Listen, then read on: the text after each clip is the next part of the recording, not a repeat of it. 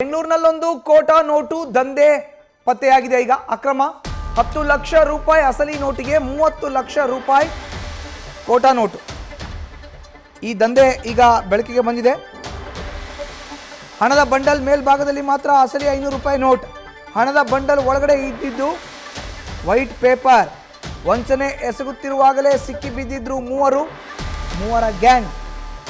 ಮೀರಾನ್, ರಾಜೇಶ್ವರನ್, ಶೇಖ್ ಮೊಹಮ್ಮದ್ ಬಂಧಿಸಲಾಗಿದೆ. ಈಗ ಈ ಮೂವರನ್ನ ನೋಡಿ, ಇವರೇ ಆರೋಪಿಗಳು.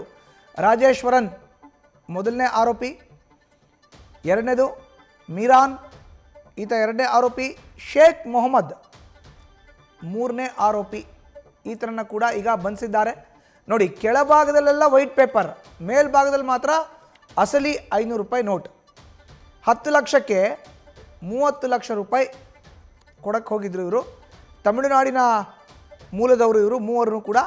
ಮೂವರನ್ನ ಕೂಡ ಪೊಲೀಸರು ಬಂಧಿಸಿದ್ದಾರೆ. ವಂಚನೆ ಎಸಗ್ತಾ ಇರಬೇಕಾದ್ರೆ ಸಿಕ್ಕಿಬಿದ್ದಿದ್ದಾರೆ. 10 ಲಕ್ಷ ಅಸಲಿ ನೋಟಿಗೆ 30 ಲಕ್ಷ ರೂಪಾಯಿ ಕೋಟಾ ನೋಟ್.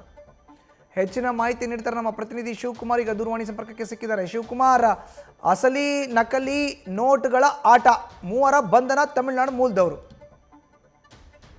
ಮಧುಸೂದನ್, ಬೆಂಗಳೂರಿನಲ್ಲಿ 1233 ಹೆಸರಿನಲ್ಲಿ ನಕಲಿ ಕೋಟಾ ನೋಟ್ ದಂಧೆಯನ್ನ ಬೆಂಗಳೂರಿನ ಜಯನಗರ ಪೊಲೀಸರು ಪತ್ತೆ ಹಚ್ಚಿರುವಂತದ್ದು. ಪ್ರಮುಖವಾಗಿ ಆರೋಪಿಗಳು ಬಿಸ್ನೆಸ್ ಮ್ಯಾನ್ಗಳನ್ನ, ಉದ್ಯಮಿಗಳನ್ನ, ಅದರಲ್ಲೂ ರಿಯಲ್ ಎಸ್ಟೇಟ್ ನಲ್ಲಿ ತೊಡಗಿಸ್ಕೊಂಡಂತವ್ರನ್ನೇ ಟಾರ್ಗೆಟ್ ಅನ್ನ ಮಾಡ್ತಿರ್ತಾರೆ. ನಮ್ಮ ಬಳಿ ಬ್ಲಾಕ್ ಮನಿ ತುಂಬಾನೇ ಇದೆ, ನೀವು 10 ಲಕ್ಷವನ್ನ ಕೊಟ್ಟರೆ ನಿಮ್ಗೆ 1233 ಕೊಡ್ತೀನಿ ಅಂತ ಹೇಳಿ ನಂಬಿಸ್ತಿದ್ದಾರೆ. ಆದ್ರೆ ನೀವು 1 ಕೋಟಿ ಹಣವನ್ನ ಕೊಟ್ರೆ ಎಲ್ಲವೂ ಕೂಡ ಕ್ಯಾಶ್ ಅಲ್ಲ ಕೊಡ್ಬೇಕು, ಲಿಕ್ವಿಡ್ ಆಗಿ ಕೊಡ್ಬೇಕು. ನೀವು 1 ಕೋಟಿ ಕೊಟ್ರೆ 3 ಕೋಟಿ ಕೊಡ್ತೀನಿ ಅಂತ ಹೇಳಿ ನಂಬಿಸ್ತಿರ್ತಾರೆ. ಇದೇ ರೀತಿಯಾಗಿ ತಮಿಳುನಾಡಿನಿಂದ ಬೆಂಗಳೂರಿನ ಜಯನಗರದ ಖಾಸಗಿ ಹೋಟೆಲ್ನ ಬಳಿ ಬಂದಂತ ಆರೋಪಿಗಳು, ಅದರಲ್ಲೂ ಪ್ರಮುಖವಾಗಿ 3 ಜನ ಆರೋಪಿಗಳು, ಶೇಖ್ ಮೊಹಮ್ಮದ್, ಮೀರಾನ್ ಹಾಗೂ ರಾಜೇಶ್ವರನ್ ಆರೋಪಿಗಳು ಬಂದು ಹಣವನ್ನ ಎಕ್ಸ್ಚೇಂಜ್ ಮಾಡ್ಲಿಕ್ಕೆ ನೋಡಿದಂತ ಸಂದರ್ಭ. ಪ್ರಮುಖವಾಗಿ ಆರೋಪಿಗಳು ಹಣವನ್ನ ಎಕ್ಸ್ಚೇಂಜ್ ಮಾಡ್ಲಿಕ್ಕೆ ಬಂದಂತ ಸಂದರ್ಭದಲ್ಲಿ ಹಣದ ಬಂಡಲ್ಗಳನ್ನ, ಹಣವನ್ನ ಎಕ್ಸ್ಚೇಂಜ್ ಮಾಡ್ಕೊಳ್ಳಿಕ್ಕೆ ಬರ್ತಾರಲ್ಲ ಅಂತವ್ರಿಗೆ ಕೊಡೋದಿಲ್ಲ. ಕೇವಲ ಅದರ ಬಂಡಲ್ಗಳನ್ನು ತೋರಿಸ್ತಾರೆ, ಫೋಟೋಗಳನ್ನ ವಾಟ್ಸ್ಆಪ್ ನ ಮೂಲಕವಾಗಿ ಶೇರ್ ಅನ್ನ ಮಾಡ್ತಾರೆ.